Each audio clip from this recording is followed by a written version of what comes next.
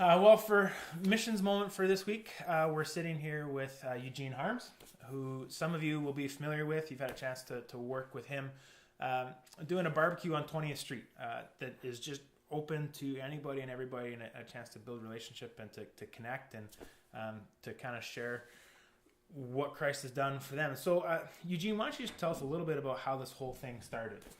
Okay, 4 years ago, a good friend of mine now and brother in Christ, Daryl Friesen. Daryl had a vision for the 20th Street area. Daryl grew up in the area. We would go to 20th with one barbecue, 3 guys, and just feed whoever came there. So that started when? Like, how long ago was that? And this is going to be our 4th year coming up now. For the first 2 years, it was Daryl, myself, maybe 1 or 2 other people. If we were lucky, we had 5. But after talking with, you'll know these people in your church, Roger and Lisa Braun. Lisa, with her women's Bible study group, just asked if anybody would be interested in partnering with City Center Church, ourselves, just come out and help out. And they have, and we've got numerous people from about 6 churches that are involved in it. And on any given Tuesday, there's probably 12 to 15 people. For the first 2 years, it was predominantly Daryl and myself that funded everything. But it was nowhere near the scale that it is now. In the early days, we did our own funding, but now we have... it's funny how God puts people in the right place at the right time. Men's Bible study I joined in Osler. One of the gentlemen there used to be a dairy farmer. He has since sold. But there's a group of them, whenever they have a cull animal, then they decide what charity they're going to give it to. And this last year we got well over 2,000 patties. Ooh. And that lasted for a good part of the summer. And we had donations as well for the rest of the summer because it didn't really pay to get another animal. Yeah. We were roughly about 4 or 5 weeks left in the season, so we had some donations, and the rest we funded ourselves. So what does a typical night look like? A typical night, what we like to do before anything starts is to pray just among the servers that are going to be there.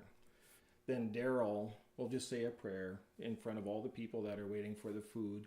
And his message is, because we have been blessed by God, we just want to share with the people in the community. The bottom line is we want to help out people that come there. They're broken, just same as what some of us are. And helping them out through prayer. Getting to know them. We're there the first 3 Thursdays of every month. And with the people there, once they see you there, like even on the 3rd one, they'll start coming and talking to you and open up more. There's a comfort level that comes from trust. Yeah. And that's, I guess the main thing there too is the food.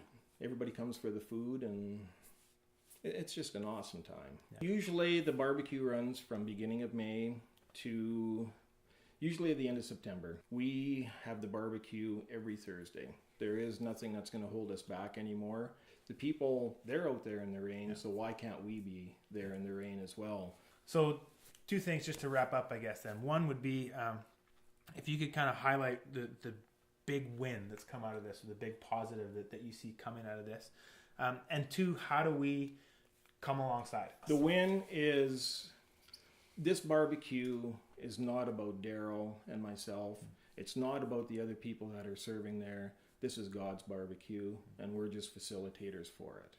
The nice thing about the barbecue is we have met so many wonderful people on both sides of the table, those that are serving and those that are being served. 6 years ago, if somebody would have said to me, I'd be doing that on 20th, not a chance. That wouldn't have been me. It's impossible.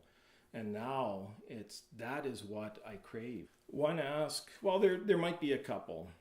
We've never formally come out and asked anybody for any kind of donations, but if somebody wants to donate anything to it, $5, whatever, every little bit helps. More so than that than anything is just getting people to come out and have that experience, working on 20th. When you're sitting there and talking to the people, you find out they're no different than you or I. Yeah. They just want somebody to recognize that they're alive, for one, And especially if you remember their name, oh, you've got a friend for life. That person will be back again next week. And it's just that part, the doing God's will, if you want to put it that way, is the biggest thing. Or if somebody wants to make desserts, because that's something that we rarely have. We've had a music group come from your church, from Cornerstone here. And you know what? That really set the tone for the night. When you start off your evening, especially with prayer, and you hear that music all night long, it's just, there's a sense of peace on that whole area. Yeah, cool. Well, thank you very much. If there's some of you this morning that want to know more, you can check with Roger or Lisa Braun, Brad Bamman as well. Brad should be available out in the lobby afterwards to be able to answer questions for you. And thanks for coming and sharing what you're doing. Awesome. Thank you, Steve. Appreciate it.